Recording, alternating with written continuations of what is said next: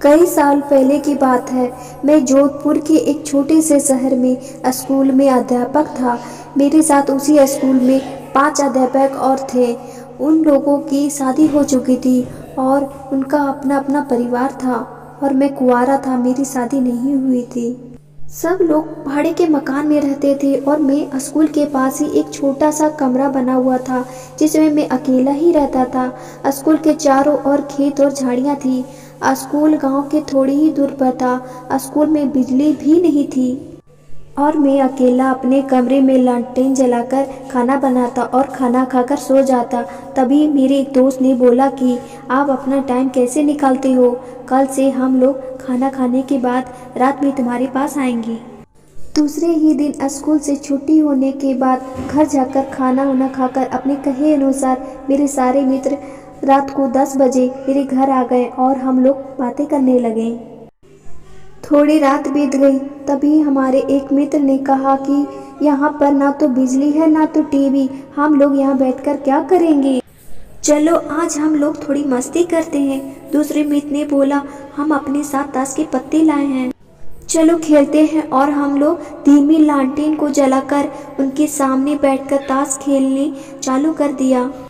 थोड़ी ही देर बाद गर्मी लगने लगती तो हमने सारी खिड़कियां खोल दी और अच्छी हवा आने लगी और हम लोग ताश खेलने में व्यस्त हो गए। तभी हमारे तीसरे मित्र ने बोला कि हमारे पास बीड़ी और माचिस भी है, बोलो तो बीड़ी सुलगाएं। हम लोग ने बोला क्यों नहीं, तो हमारे मित्र ने 4 बीड़ी जलाई।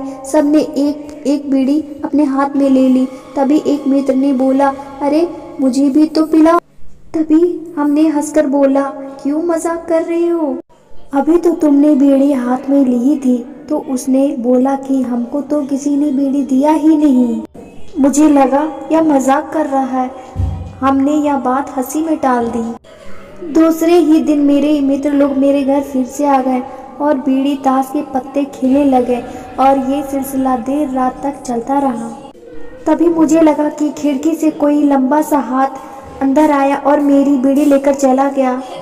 तब तो मानो मेरे होश ही उड़ गए, लेकिन उसका चेहरा हमें दिखाई नहीं दिया क्योंकि बाहर अंधेरा था और अंदर लालटेन धीमी जल रही थी। यह घटना 4-5 दिन तक मेरे साथ होती रही और छठे दिन जब मैं स्कूल पढ़ाने गया तो अपने सारे दोस्त को बताया। तब मैंने यह बात सबको बताई।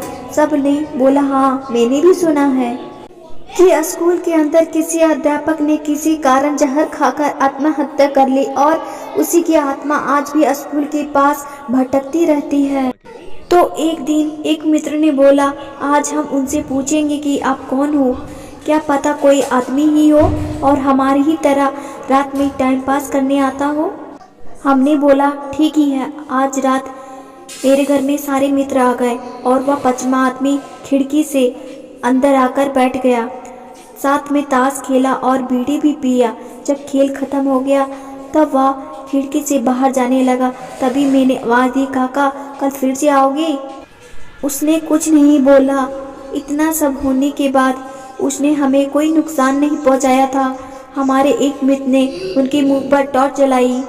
तभी मैंने उनका हाथ पकड़ लिया, लेकिन टॉर्च के सामने हम लोगों ने उनका थोड़ा सा चेहरा देख लिया था। वह काला आदमी, मटमैली सफ़ेद रंग की धोती और मुंह पर बहुत सारे चेचक के निशान थे। सब लोग बहुत डर गए थे। सब ने बोला चलो गांव वालों को बताते हैं। हमने बोला नहीं, बच्चों के भविष्य का सवाल है, कोई अपने बच्चों को स्कूल में पढ़ने के लिए नहीं भेजेगा। तभी एक मित्र ने बोला, चलो कल से जहाँ पर यह जलाया गया था वहाँ पर बीड़ी माचिस ताश के पत्ते रख देते हैं, क्या पता इनको भी इन चीज़ों में दिलचस्पी हो। दूसरे दिन हम लोगों ने ऐसा ही किया तो रात में वह अंदर खेलने के लिए नहीं आया। हम लोग ऐसा 4-5 दिन में एक बार रख के आ जाते थे। एक बार गांव वालों ने देख लिया और पूछा तो हमने सारी बात बता दी। तब से आज भी वह गांव वाले बीड़ी माचिस ताश के पत्ते हफ्ते में एक बार जरूर चढ़ाते हैं और आज भी वह आत्मा किसी को परेशान नहीं करती है।